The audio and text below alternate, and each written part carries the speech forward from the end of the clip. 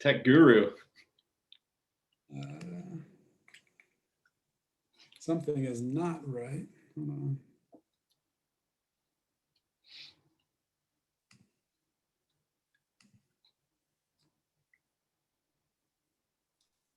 I should never have let me be in charge of technical things.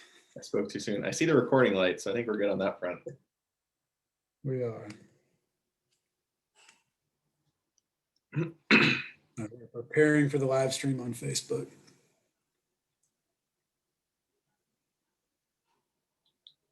I had it queued up and the go live button was not lit up. There we go.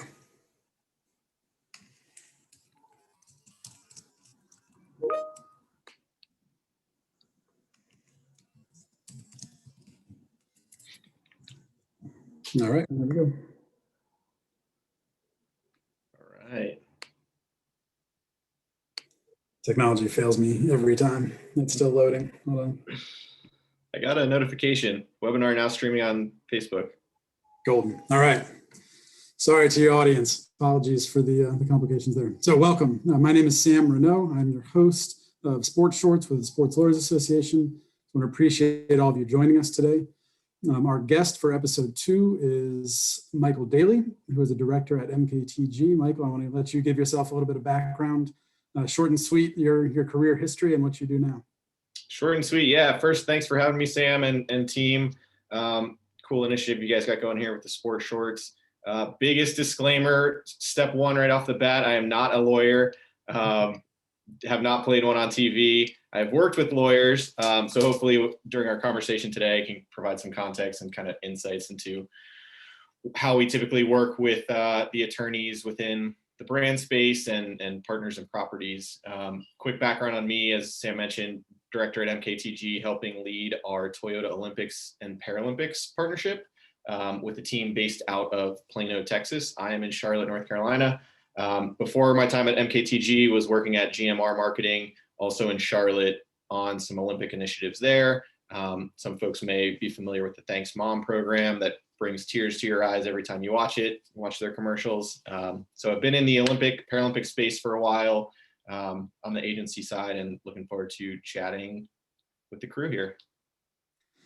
We appreciate it. So I'm going to jump right in since we've got about 20 minutes. And first and foremost, if anybody has questions, feel free to drop them in the chat or in the Q&A. I know you don't have the opportunity to ask them live, but we'll try to get to anything you guys may want to know. So you mostly have represented brands, is that right? Yeah, so currently the main client we work for is Toyota. Yeah, so they're, sorry, go ahead. I was going to say through Toyota, then your goal was to find different ways to activate Toyota's brand at a mega event, such as the X Games, which starts in 3 days, right? Exactly. So our main role is to help manage Toyota's Olympic and Paralympics partnership. So think Team USA, US Olympic and Paralympic Committee. That's kind of the golden goose within the portfolio that we help manage. And at the end of the day, we want to make sure that Toyota can use assets from those partnerships to help sell more vehicles. That's the end goal, period, end of story. How can we use these assets to sell more vehicles to help Toyota as a brand? To get to that point, it's a bit of a roundabout way in that, you know, the standard purchase funnel of first you got to build awareness, then you've got to build consumer sentiment, then you've got to get people thinking about the brand in a positive way. A few steps need to fall into place before there's that direct purchase component. But yes, the Olympics, Paralympics is probably the marquee event, but as part of the portfolio, which I think we'll touch on here in a few minutes, there are year-round amplification opportunities that are still within that Olympics, Paralympics space. So X Games, which has been the past few days, and I think it goes through this weekend as well.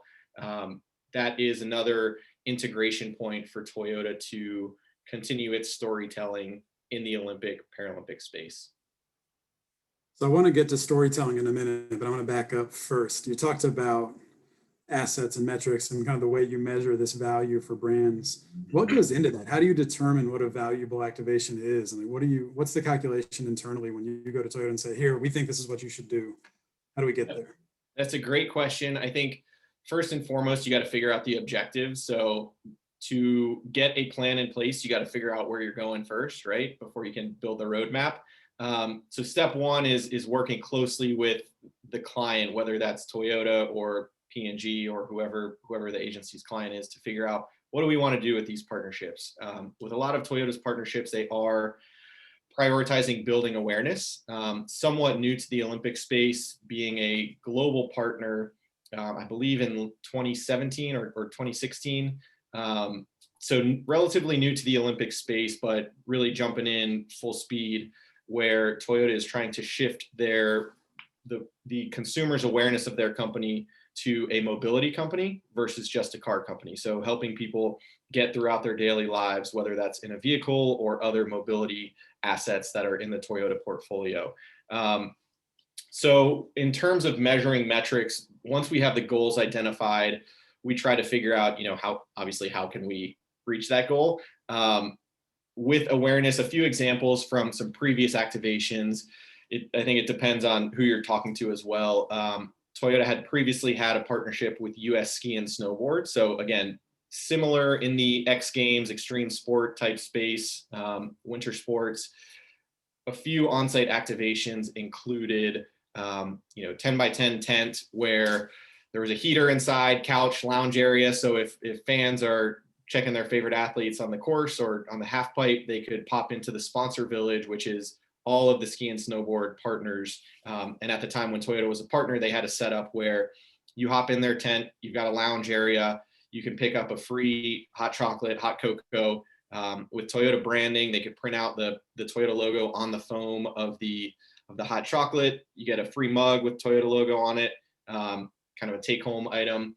And then sports specific, they had what are called stomp pads, which I was not familiar with, but for snowboarders, you're probably familiar with that. But essentially accessories that folks could add to their sports apparel via the Toyota setup. So end goal with that was to build awareness, get people excited about Toyota, get people thinking about Toyota.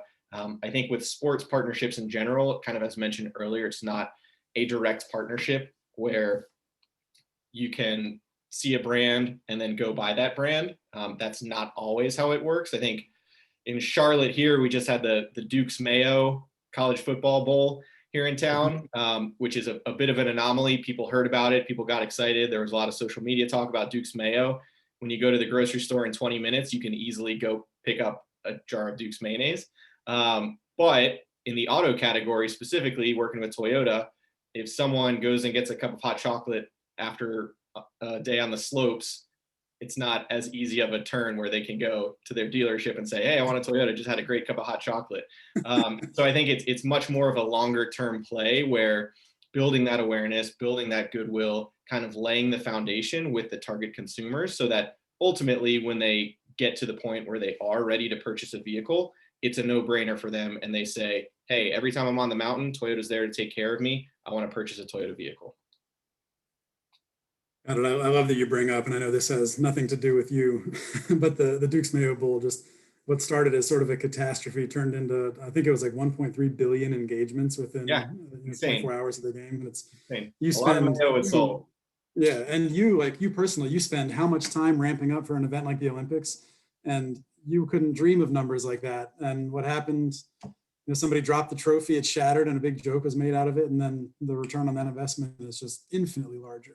Yeah, and I think a big part of that is social media too, right? Where it was some advantageous happenings with the water cooler that people thought was filled with mayonnaise, but turned out to be filled with water, and then the trophy debacle. That could have easily been a blip on the radar, but the bowl team, the team that was managing the Duke's Mayo Bowl social handles, did a good job of capitalizing and making sure that people were still talking about it. Yep.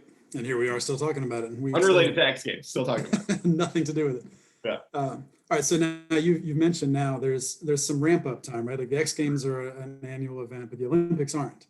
And so you spend a lot of time preparing for that. And I know the Olympics has really specific rules about when individual athletes can activate sponsorships and endorsements. Is that right? Yeah. So there's a thing called Rule 40, which has been a sticking point or a sticky point for athletes in previous games.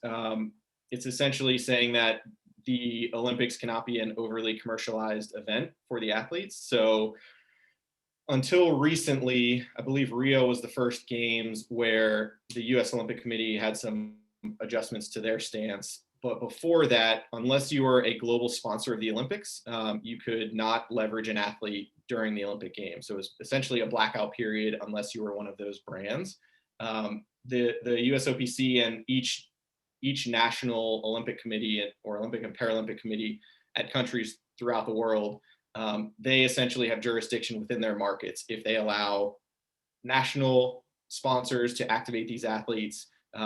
But again, going back to social media, it's kind of athletes finding their voice and uniting to say, hey, we've been working our whole lives for this moment, and now we're essentially at a disadvantage because we have sponsors, but those sponsors aren't partnered with other governing bodies to allow them to talk about it. So there's been some leeway there. I think the USOPC has done a good job, especially in recent months, of trying to prioritize what those athlete needs are and making sure that they can connect the dots with potential partners there. But yeah, from a legal perspective, there were some sticky conversations around the legality of Rule 40, what was or wasn't allowed, what could or couldn't be enforced. So a lot of national Olympic committees have kind of eased their stance in terms of what non-sponsors are able to do.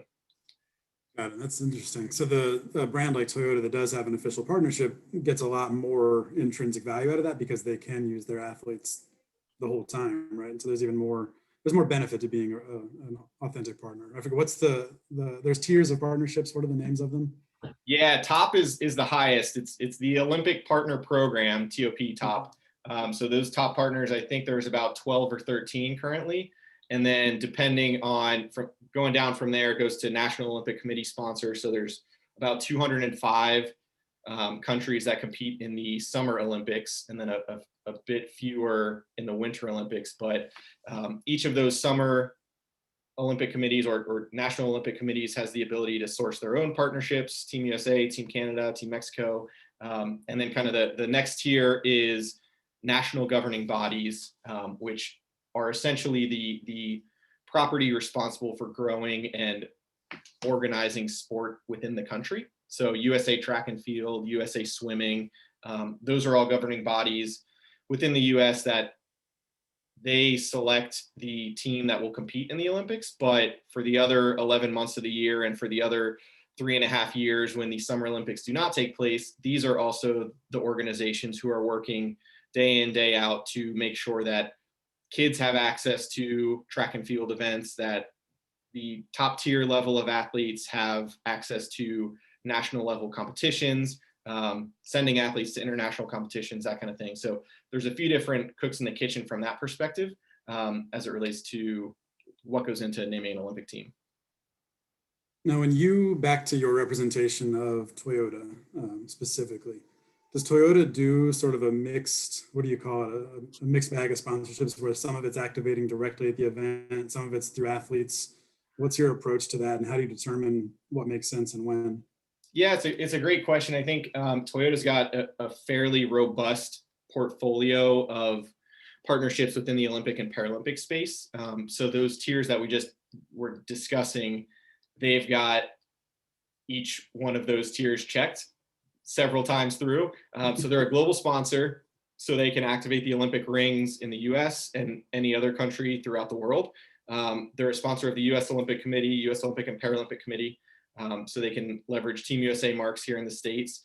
And then they have 17 governing body partnerships. And the neat thing there is that they've got partnerships with able-bodied and adaptive governing bodies. So National Wheelchair Basketball Association, who is responsible for organizing events for wheelchair basketball and those athletes throughout the country. There's a partnership there. That team will field a team of athletes to send to the Paralympics, USA Triathlon, USA Swimming, USA Track and Field, a pretty healthy list of governing body partnerships. And then on the athlete side, we're at about 32 athletes that Toyota has partnerships with currently. The idea there is that the partnerships, kind of similar to the NGB approach, where you've obviously got the milestone Olympics, Paralympics, but with those partnerships and kind of what we were chatting earlier, the long-term nature of them, they really want the athletes to be invested in the Toyota brand and be able to speak authentically about the Toyota brand. So in most cases, athletes will receive a Toyota vehicle as part of the partnership, in addition to compensation.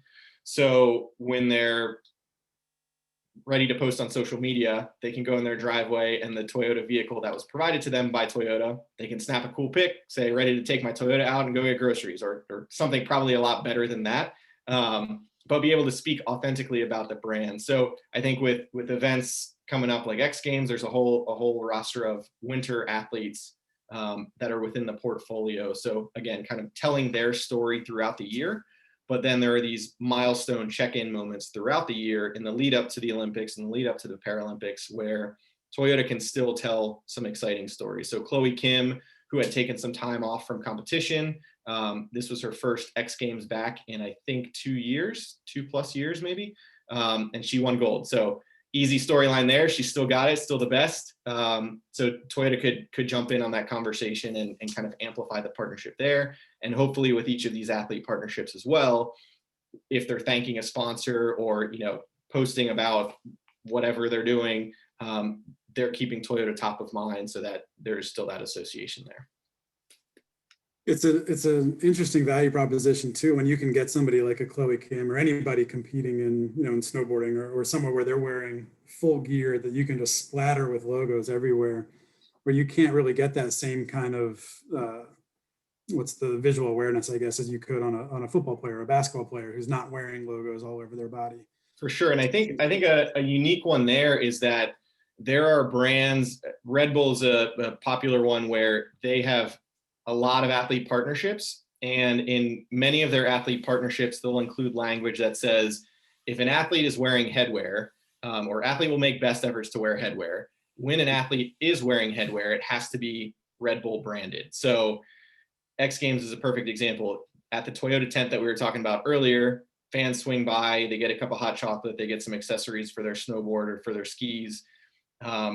Occasionally there would be a Toyota partner athlete that would be on site in the tent, set up a table, signing some autographs. That athlete might be wearing a Red Bull hat because they're contractually obligated to wear a Red Bull hat. So I think the unique nuance of, it's a Toyota event, but there's other brands present, definitely keeps us on our toes in terms of, if we're planning to capture pictures, let's make sure that we've got some Toyota branding, because if it's just a headshot of the athlete signing an autograph, it looks like a Red Bull ad. So things that we try to be mindful of when we're on site, making sure that at the end of the day, Toyota's getting as much value out of it as possible. When you're looking for a brand ambassador for a Toyota, how important is it they're already a Toyota fan or somebody who really believes in the product and the mission?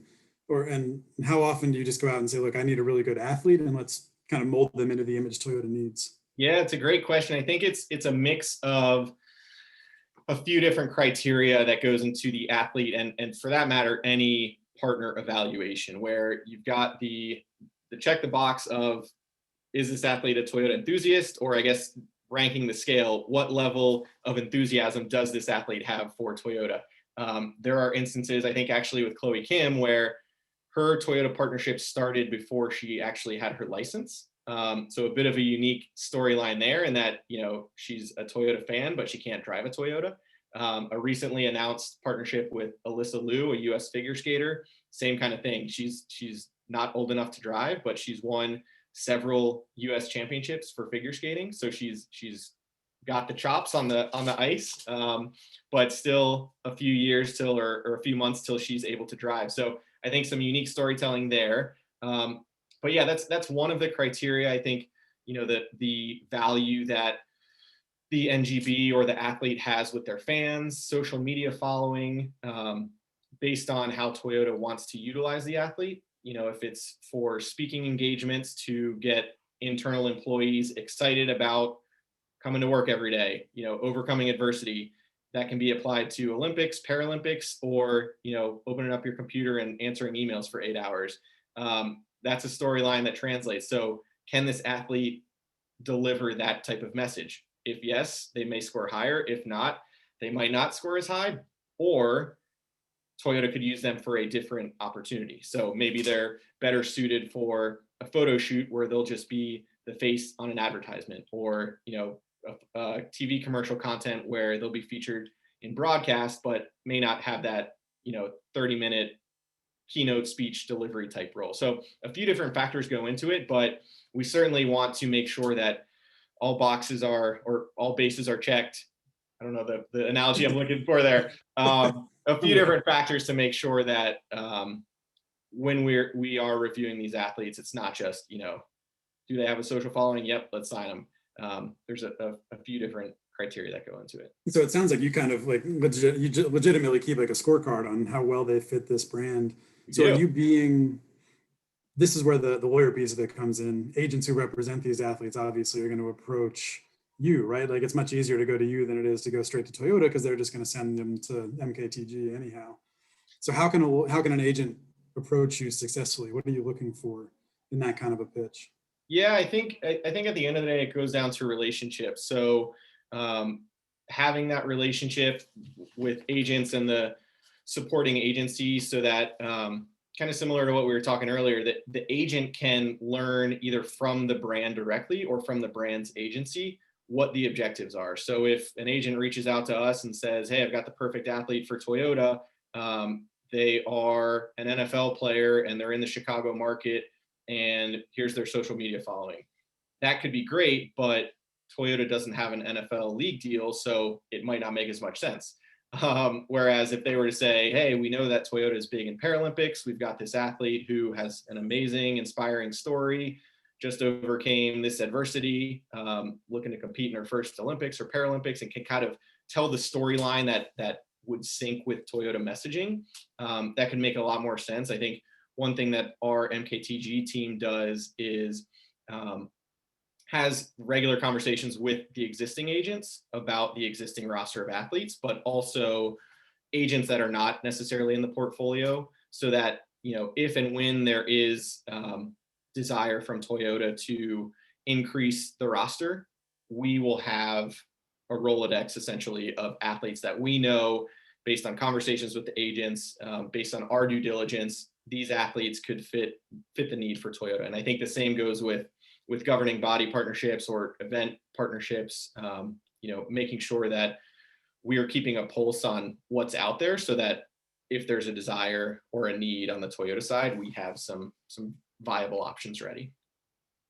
Yeah, this will probably be my last question as we wrap up here, but we mentioned storytelling a bunch of times, and there's this interesting blend that you've mentioned where the athletes got their own story, the brand has its own story, and the event where they're participating has its own story. Who's responsible for sort of bringing all that together and making sure that it all aligns, and that the actual, the language, the scripts and the commercials and the copy that's with the print ads, who's putting all that together, and how do you marry it all up so that it, from X Games to Olympics to whatever other event Toyota's in, it all flows? Yeah, it's a great question. There's usually a lot of cooks in the kitchen. I think with an event like X Games, I believe the X Games are sponsored by Jeep. So obviously Toyota competitor. There are vehicle partnerships with mountains and with resorts. So I don't know who sponsors the mountain where the X Games are in Aspen, but realistically, a brand like Cadillac could be in the mix. So you've got Jeep on the bib for the athlete because it's an event specific bib. You've got a Cadillac parked at the bottom of the mountain that you walk past to get to the competition. And then you've got an athlete who may be a snowboarder who's got a big Toyota logo at the bottom of their snowboard. So from that perspective, you've got a lot of cooks in the kitchen, and they all could be competitors for the brand you're working for. So I think being conscious of, if there are assets being created, what can be scrubbed, what needs to be scrubbed, to make sure that, competitors are out of the mix, and that it clearly comes through as a Toyota ad or whatever brand is trying to create that content. I think it gets a little sticky in the contract world, where the Red Bull example mentioned earlier, some athletes have contracts with apparel brands that say apparel logo cannot be scrubbed for any reason, which in the Olympic world, if it's Nike, there's not as many issues because Nike's a Team USA sponsor. But if a brand like Under Armour has that type of language in an athlete's contract where we can't remove Under Armour logos, then it makes things a bit tricky, because if you've got the Olympic rings on a piece of creative, you technically can't have a non-Team USA sponsor on the same piece of creative. So it provides an opportunity to get a little creative with the type of content that's being captured. Instead of shooting an athlete at an angle where a competitor logo might be visible, you might want to shoot them either from the other side or straight on. So it keeps things interesting for sure. But yeah, I would say in most instances, there's a lot of cooks in the kitchen. So it's fun to put the puzzle together. Got it. Well, I appreciate it. Any last words of wisdom for an attorney who's hoping to break into this space and get involved in what you do? There's a lot to be done, I would say. A lot of partnerships that are executed every day. Obviously outside of the Toyota realm and within Toyota as well. For me personally, it's a fun space to be in. I know we work closely with a lot of legal counterparts on the Toyota side and within MKTG. But yeah, it's a fun place to be in. I have a passion for sports and events and entertainment, so being able to work in the space and call it work is always a good thing. Nothing better. Michael Daly with MKTG. Really appreciate your time today. Everybody who's attended, thank you. We will be back in 2 weeks with another episode of Sports Shorts with the Sports Lawyers Association. Thank you all for coming out. Thanks, everybody. Thanks, Sam.